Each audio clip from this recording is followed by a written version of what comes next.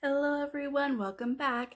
So we're gonna go kind of quick through this one because we got a lot to get through and we've only got 10 minutes to do it. So let's get into it. I decided to end this shit-tastic year known as 2020 with a more comedic version of a shit-tastic experience. So today's review is going to be The Haunted Vagina by Carlton Mellick III. Now, when I saw this in passing, going through Goodreads, and I thought it was like a prank post, and it turns out it was a real book. And when I read the synopsis for it, I was, I think, justifiably intrigued and decided to give it a shot. I figured it was just going to be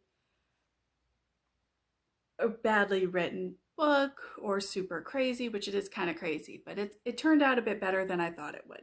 So that being said, let's get into it. Trigger warnings include there is a forced relations scene. There is kind of an attempt at an assault, but the person in question actually stops. There is abduction, and there is someone forcibly being turned into another species. So if any of these are things that are issues for you, then maybe don't read this book or even watch this review, because we're going to get into it. It's going to be a spoiler. If you are sufficiently interested, by all means stay around, because it was interesting. So the story revolves around Steve, who, it doesn't come right out and say it, but it kind of implies that he's the stereotypical nerdy guy, with the desk job, not terribly athletic.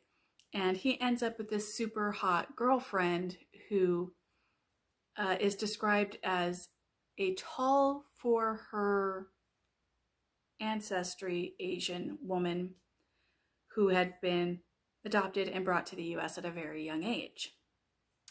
They've been dating for quite some time, and after they become engaged and she moves into his home, it becomes apparent that her vagina is haunted.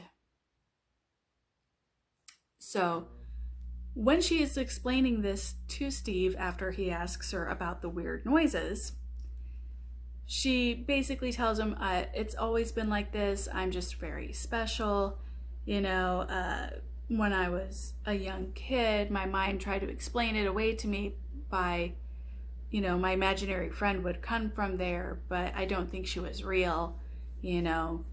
I think it was just my mind trying to explain things to a very young mind who couldn't understand them, which I could see that, kind of makes sense. The thing that doesn't make sense to me is why this young woman's adoptive parents never took her to see a doctor, like a gynecologist or a psychologist, because no matter which way you slice it, something's going on, either up here or down there. And the fact that nobody saw the need for any sort of assistance is troublesome. But then again, this is a book called The Haunted Vagina, so meh.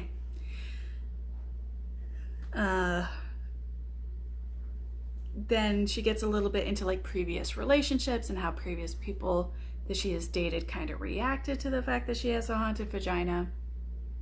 And at first, she's okay with it, but Steve understandably is freaked out. And this is where the force scene comes into play, because Stacy holds Steve down against his will and forces him to have intercourse with her, the entire time enjoying the horrified expression on his face. Force is force. I don't care who you are. If you're a chick or you're a dude, if you're doing that, you're doing wrong. That's all I'm going to say there. But so then after that, there is an incident where a skeleton tries to escape from Stacy's vajayjay. A skeleton. So then, understandably, Stacy's finally freaked out about her haunted vajayjay and gets drunk, at which point she tells Steve, you have to go in there and see what's going on. Understandably, Steve doesn't want to, but she says, well, if you really loved me, you would do it. Now, think of what all needs to happen in order to prepare her for an entire human being going into her body. And at first, I thought, oh, this is just going to be a weird story built just to kind of force every single sexual fetish that the author has had into this book, right? Just get it all in there, you know? Because it gets pretty visual on how they prepared her. I mean, and if you're anybody that, you know, I'm related to or this offends you, then I'm sorry. But starts off here, goes here to finally him going in. So he goes in, he looks around. There's more skeletons. There are some wandering the forest, pretty docile. And then there are some that are agitated and angry, and they're just running along this like ravine. And there's a bridge that goes over them. So apparently they've been corralled into this like ravine to be contained, I'm assuming. And then he finds this like little cottage, and then like a small town, and the things in the town are made of like iron and metal, and this is all like in his girlfriend's vajayjay, right? They're operating under the assumption that it's like a doorway to another world or something, right? Which, I mean, I guess possibly, I don't know. This is not meant to be a huge quadrants of the mind, okay? This is very clearly just a shits and giggles story, which, okay, fine. Now, as far as like the exploitation factor of sexual fetishes and story, that part that I'd already referenced with not so eloquent visuals, that's about as far as it goes as the sexual exploitation, which surprised me. There actually is a little bit of a story here. So he comes across this young woman who meets the same description as what Stacy described her imaginary friend as being. And then he ends up rushing back to get back to Stacy because he's tired of being there. Stacy goes out one day and comes back with bags of these supplies, and she's like, you're going back in, we have to figure out what's going on. He doesn't want to go back, and she basically forces him to go back, but he's prepared this time. He has a gun, he has walkie-talkies so they can talk, and like some power bars and a couple other things, I forget what all. And he gets there, and he comes across the young girl who is the imaginary friend. Again, her name is Fig. And apparently she's angry with Stacy because Stacy says that she doesn't exist. And she is the source of the crying sound that has been noted as coming from Stacy's vagina region. Apparently she's been very lonely. She hasn't had anyone to play with. The only other people in her town are older people because a cancer had come through, because again, this is all inside of Stacy's body, and taken part of their town. They get ready for dinner, which is basically a craft time. There's no actual food. And he wants to go back to Stacy. And when Fig learns that he's trying to leave, she says, no, you can't leave. You know, you have to stay and play with me.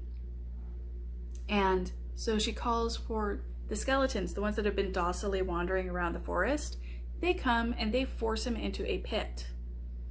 Over time in this pit, his body starts to change. He starts to take on the colors that Fig has.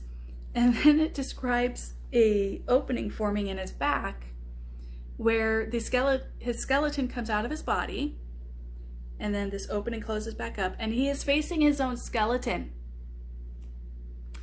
And it behaves like a dog. And when Fig comes back to get him,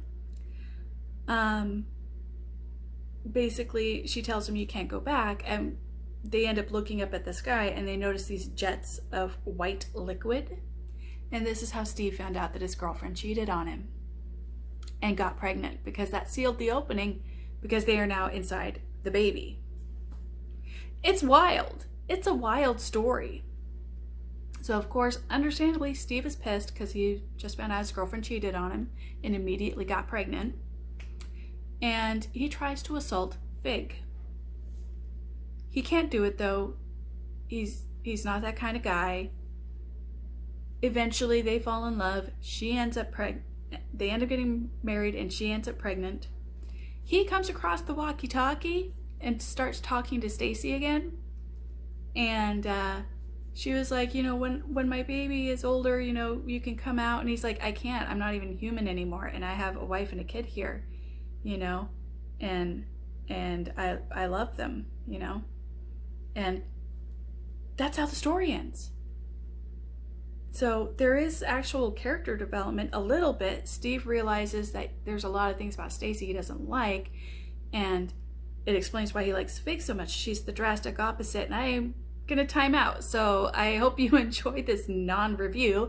Let me know in the comments down below what you thought of the story. Talk to you later.